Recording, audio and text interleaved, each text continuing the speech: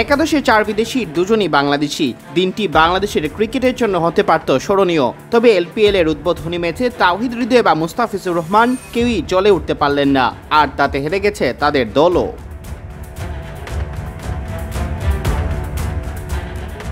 পাল্লেকেলেতে toss জিতে প্রথমে ফিল্ডিংয়ের সিদ্ধান্ত নেন ক্যান্ডির অধিনায়ক ওয়ানিন্দু হাসারাঙ্গা। সেই পরিকল্পনায় বেশ সফল হয় দলটি।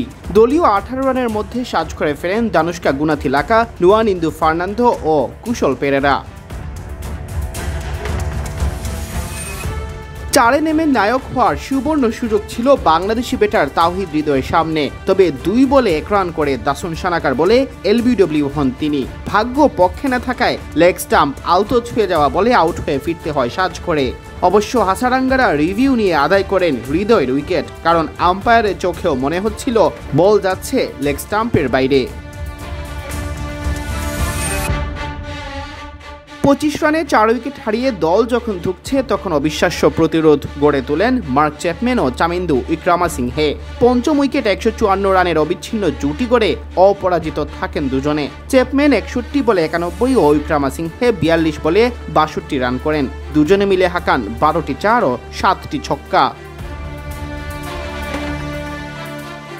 নির্ধারিত 20 ওভার শেষে 4 উইকেটে 179 রান দাঁড়ায় ডাম্বুলার সংগ্রহ।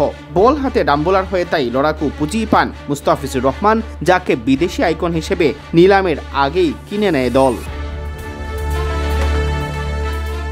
রান ডিফেন্ডে নেমে মুস্তাফিজুর রহমান নিজের করা প্রথম বলেই স্বীকার করেন উইকেট। 4র্থ ওভারে বল হাতে নিয়েই সাজ করে ফেরান মোহাম্মদ হারিসকে। নিজের বলে নিজেই ধরেন ক্যাচ, যদিও এক স্পেলে নিজের পরের ওভারে ছিলেন খুরুচে। দিনেশ চান্দিমাল ফিজের 1 ওভারেই হাঁকান 1টি ছক্কা ও 2টি 4। মুস্তাফিজকে অধিনায়ক আবারও বল তুলে দেন 16তম ওভারে। 30 বলে তখন 47 রান প্রয়োজন ক্যান্ডির। মুস্তাফিজ সেই ওভারে 3 ছক্কা ও 1টি 4-এ বিলি করেন 23 রান।